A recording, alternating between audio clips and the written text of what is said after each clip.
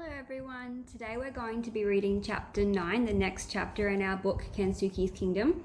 So last time we read chapter 8, we learned a lot more about Kensuki, and we learned that he was from a place in Japan called Nagasaki, and the reason that he had stayed on the island for so long was that he thought his family had died, so he didn't want to go back. So now we're going to read chapter 9, which is called The Night of the Turtles, and here's the picture. So, there fell between us a long and aching silence. Kensuki never once reproached me for what I had done. He was not angry or sullen at me. Do you remember why Kensuki is upset with him? Remember he tried to send the bottle asking for help, and Kensuki found it? But I knew I had hurt him in his soul.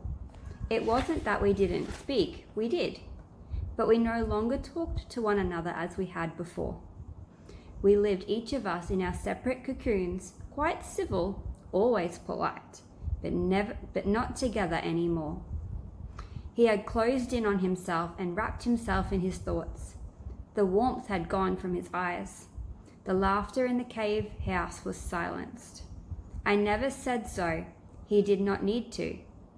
But I knew that now he would prefer to paint alone, to fish alone, to be alone.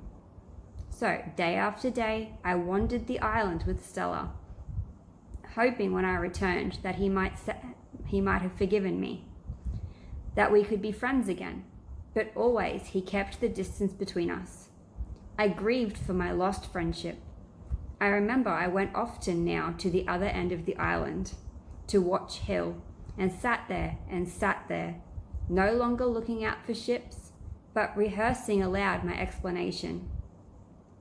But no matter how much I rehearsed it, how I reasoned it, I could never convince even myself that what I had done was anything other than treachery.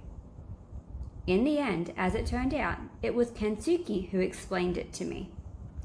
We had just gone to bed one night when Tomodachi came to the mouth of the cave and squatted there. Remember, that's one of the orangutans. She had done this once or twice lately, stayed for just a few minutes, peered in at us, and gone off again. Kensuki spoke up in the darkness. She lost Kikanbo again. She always lose her baby. Kikanbo was very wicked baby. He ran off a lot. He make Tomodachi very sad, mother. He clapped his hands at her, shooing her away. Kikanbo, not here, Tomodachi, not here. But Tomodachi stayed, I think for comfort more than anything else. I had noticed before, with the orangutans, how they would often come to Kensuki when they were upset or frightened, just to be near him. After a while, Tomodachi slunk off into the night, and left us alone again, with the din of the forest and the silence between us. I think many thoughts, Kensuki said suddenly, out of the silence. You are sleeping, Mika-san? He had not called me by my name for weeks, ever since the Coke bottle incident. No, I said. Very good, I got lot to say. You listen, I talk. I think many thoughts. When I think of Tomodachi, I think of your mother. Your mother, she too lose her baby. She lose you. That very sad thing for her. Maybe she come looking and she not find you. You not there when she comes. She thinks you dead forever, but she see you in her mind.